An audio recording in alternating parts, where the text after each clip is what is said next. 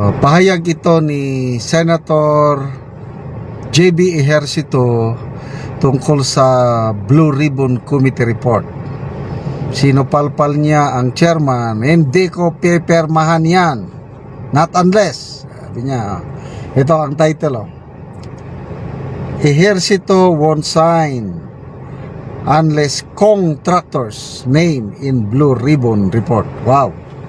Mga kongresista na kontratista hindi nakikita ni Senator Ejercito doon sa report, kaya wala, ayaw niyang pirmahan, nilalangaw. Basahin ko Senator JB Ejercito would not sign the Senate Blue Ribbon Committee's final report on its investigation into the flood control anomalies unless it included the so-called contractors among those recommended for preliminary investigation. The Senate Deputy Majority Leader pointed out that several personalities allegedly behind the multi-billion peso corruption mess have yet to be named in the panel's recommendation. Ito ang kanyang sinabi. Kaya hindi ako pipirma dahil sa tingin ko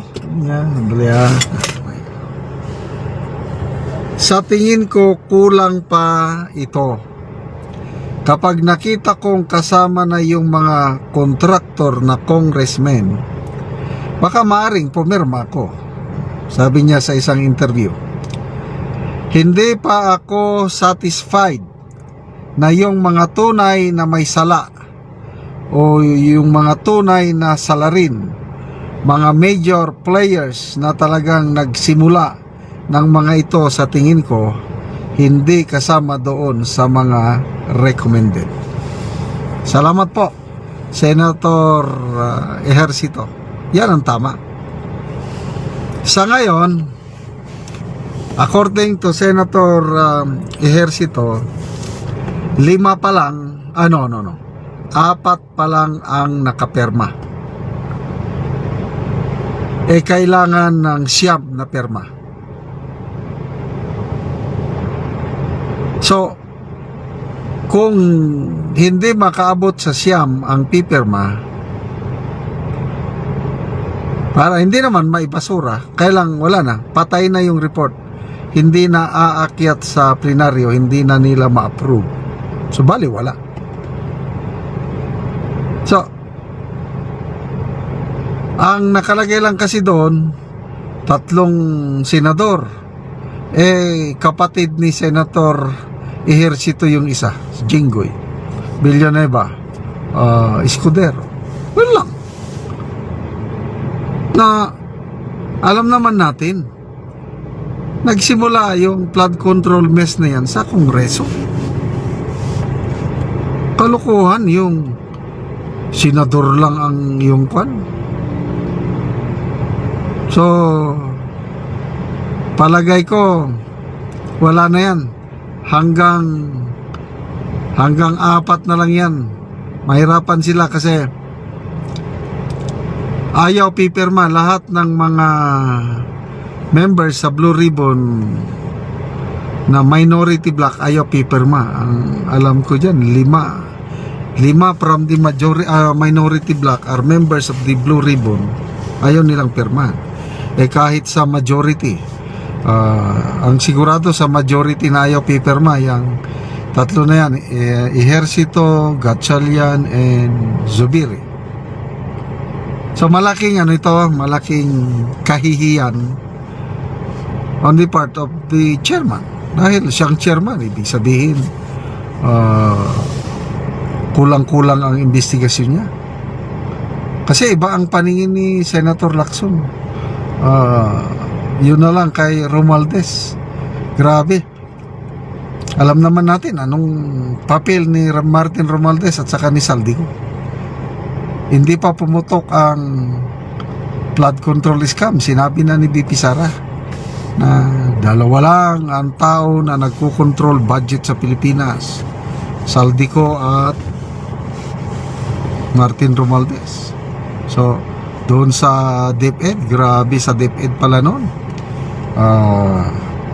Kung ano yung ni-request na budget ng DepEd, dadagdagan nila. Magdagdag nila, kanila na yun. Wala nang pakialam ang DepEd Secretary. Kaya ayaw ni BP Sara nun. Kayo, mali siya. So that has been going on for 3 straight years sa DepEd. DepEd, ang na bulgar pa lang ngayon is DPWH flood control. Wala pa yung mga kalukuhan pinaggagawa nila sa DepEd, sa DA, sa pati AFP, pinakialiman yung 15 billion na pundo para pagpatayo ng mga barracks, training facilities, wala rin.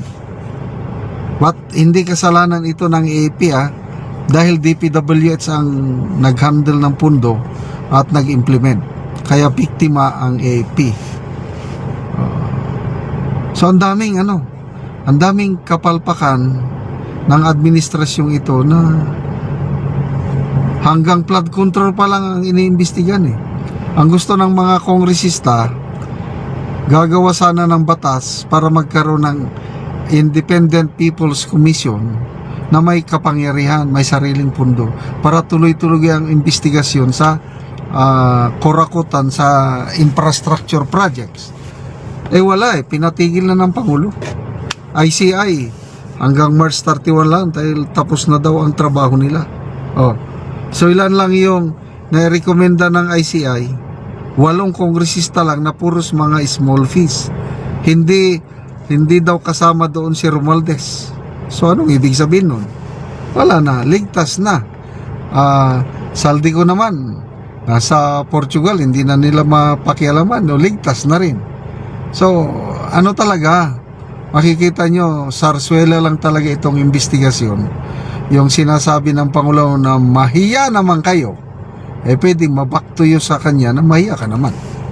Babala ito ni Executive Secretary Recto sa Taong Bayan.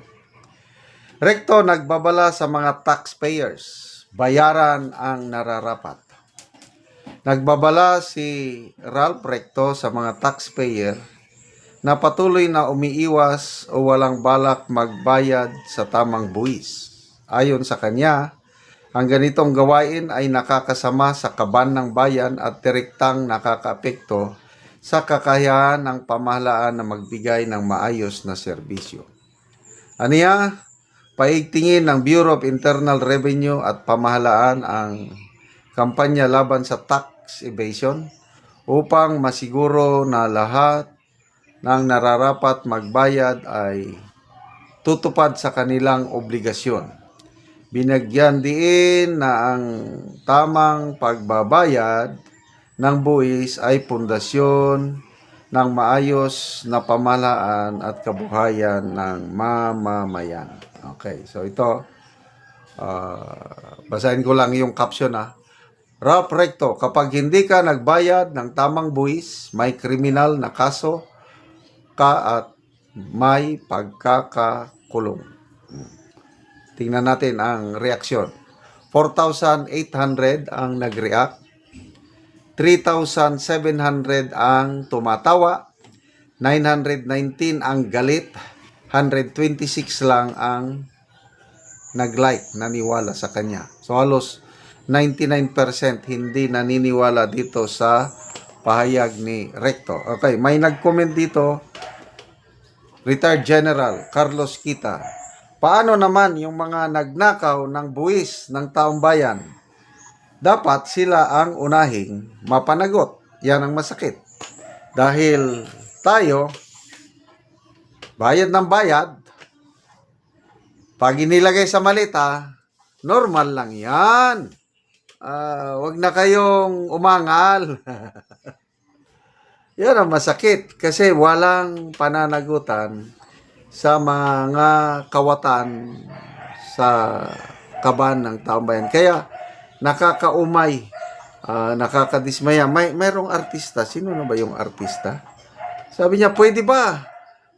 Hindi na lang tayo magbayad ng buwis? Nagtatanong siya. Hindi rin pwede. Kailangan mo talaga magbayad ng buwis. Totoo naman itong sinasabi ni Ralph Recto na kakasuhan ka, makukulong ka kung hindi ka magbayad ng buwis. Malala ko si Dennis Trillo. Alam mo itong mga artista, ang laki pala ng buwis nila. Regine Velasquez. Nasa 30 to 40% ang nababawas sa kita niya. Kaya umaangal siya sa laki ng buwis na binabayad ng mga artista. Kaya itong si Dennis Trillo, I think last year yun, done, sabi niya, tapos na ako, done paying my taxes. Pwede nyo na ulit nakawin. Kaya, madaling magsalita, magbayad kayo ng buwis. Ang tanong, paano itong administrasyong ito, paano ginagastos ng administrasyon yung mga buwis natin? Dalawa yan. Buwis natin plus utang. Utang sila ng utang. Tapos saan nila ginagamit? I don't know.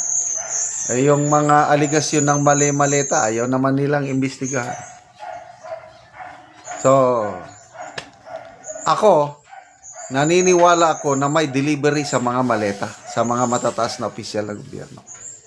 Inaamin naman ni Ombudsman Boying Rimulya na yes, totoo, kailang hindi lang Marcos Jr. administration ang maleta. Meron din panahon ni Duterte. Yes, kahit kanino, basta imbestigahan nyo. Pera namin yan. Masakit para sa amin. Senator Lacson, sabi din niya, for sure, may delivery. Kailang, alanganin ako, mathematically impossible, yung 805 billion. Ay, di ba halang 500 billion lang? Pera pa rin ng taong bayan yon. Dapat imbestigahan nyo. Wala eh. Ang daming rason. Si Senator Lacson ayaw niyang imbestigahan. Huwag muna yung 18 kasi April 14 may investigasyon. May hearing ang Blue Ribbon. Huwag muna. Baka makukulong lang sila. Wala tayong sapat na kulungan sa Senado para ikulong ang 18. Ganon ang kanyang reasoning. Kaya huwag na tayong umasa na may mapapanagot sa mga magnanakaw sa taxes natin. Ang napapakulong pa lang, Sara Diskaya, mga malilit na kontraktor, and ex-Senator Revilla. Sila lang. Wala na. Yung ICI, may inirekomenda na 8 ata, kailang mga maliliit na mga isda, hindi yung big time. Sino bang big time? Kung pakinggan ninyo, kung paniwalaan natin si Congressman Edgar Erese, sabi niya, ang Pangulo. Dahil siya ang nag-approve sa lahat. Siya ang utak, siya ang ugat ng nakawan ay ang Pangulo. Ganon din ang sinasabi ni ex-Congressman Defensor. Pangulo ang pinakautak. Then, down the line, yan, Martin Romualdez, Saldico, yan ang mga big fish na pinapaniwala ng taong bayan. Kailang lahat sila, except kay Saldico, hindi, safety rin eh. Safe sila. Kasi wala namang gustong mag-imbestiga kay Martin Romualdez at Pangulo. Si Saldico, kahit may warrant of arrest, safety naman siya sa Portugal. Hindi namang kayang huliin ng administrasyong ito. Kaya ano pang aasahan natin? Umasa na lang tayo sa 2028. Yan. Nangako si BP Sara na yung mga nag-traidor sa akin, personal na trinaidor nila ako dahil sa politika, walang problema yon. ang hindi natin palalagpasin, sisingilin natin yung mga nagnakaw sa kaban ng taong bayan.